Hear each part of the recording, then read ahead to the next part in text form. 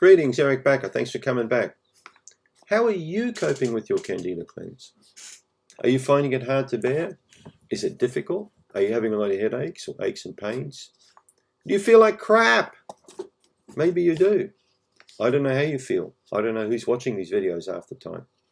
The thing is, a lot of unnecessary aggravations can be avoided with a little bit of intelligent thought put into your program. I would highly recommend that you stop listening to so much advice on YouTube and on the internet. Even my advice, you don't have to take my advice at all. But I want you to use common sense in a cleansing approach, just like I'd like you to use common sense in other areas of your life. Okay?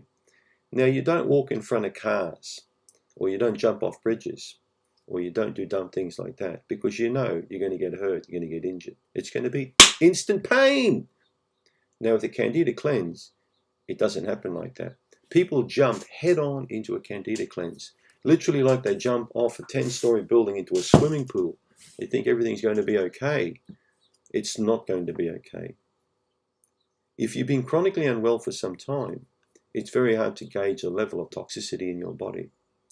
So when you go through a cleanse, you need to be conservative, okay? If you've got money, you should be conservative too. Don't spend all your money. Save your money because you may need it for a rainy day. Conservatism always pays off when it comes to detoxification. It can really help to save you a lot of heartache and pain and misery. I cannot tell you how many people I've seen over the years who've told me, if I'd only known I was going to feel like this, I would have done it completely differently. Or, I feel terrible after that cleanse. Why did I do it like this? So many people will go online and read a cleanse or a detox. Sometimes some of these schemes are going crazy.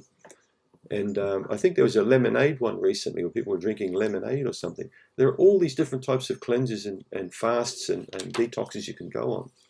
Whatever you do, do it very slowly and very carefully at the beginning, and you don't have to feel like crap.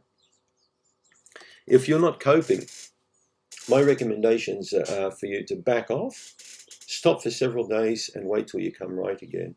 Especially emotionally, it's important to do that. Okay, you're not in a race. You need to take your time with doing this cleanse. So if someone says to you, I want you to do a 2-week detox like this, well, it may take you 4 weeks or 6 weeks. You don't know that. By following people blindly and doing exactly what they say could lead you to a path of misery. Try and understand that.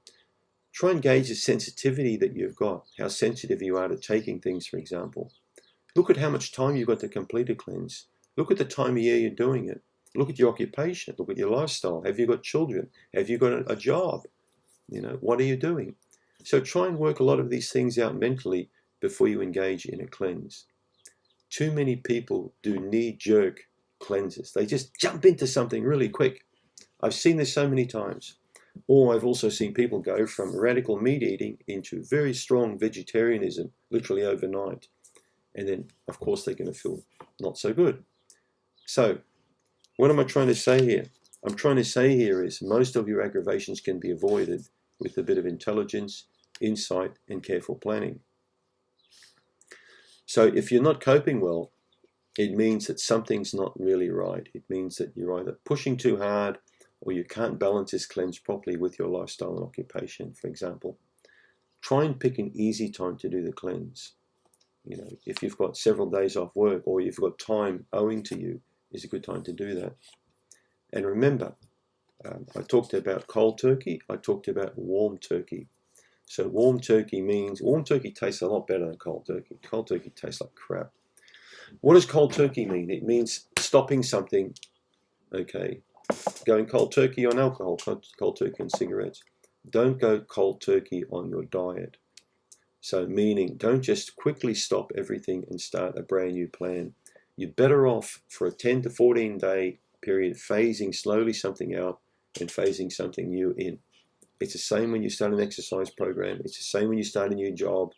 It's all scary at the beginning, but eventually it becomes perfect. Once you've done one successful cleanse, it can easily lead you to another successful cleanse. And then you'll get a good feel for what your body can take, how far you can push it, what you can get away with. talking to a good friend or a partner is often good. And emotional release is very good too. I can remember how angry I was when I had Candida, and I went through crying stages and depression. I went through so much because, you know, remember, your mind's all messed up, your body's all messed up. I had a terrible life when I was young because of the Candida. And I remember how I found it difficult to cope. There was no internet, you know, it was difficult back in those days. It's a lot easier today. Now we've got forums, we can talk to people, we can listen to people, you know. The internet's fantastic like that, but it was also a problem because there are a lot of crazy people online offering crazy advice. Eat 30 bananas a day and you'll cure everything. I mean, what a load of junk. How can eating 30 bananas a day fix anything up? You'd be sitting on the toilet all day. All that gas, you could sell the methane, make a profit out of it. No, don't do it. Don't fall for advice that's radical or crazy. In my opinion, it's the wrong way to go. You know in your own heart what's the right thing to do, okay? So you've got to logically think about it. What's your step? How are you going to approach this cleanse? If you haven't done a Candida cleanse and you're watching this, look at a few of my videos and also carefully put a plan together at the right time for you to do that. And you'll be able to cope a lot better than if you just haphazardly do things. Act in haste, repent at leisure. Thanks for tuning in.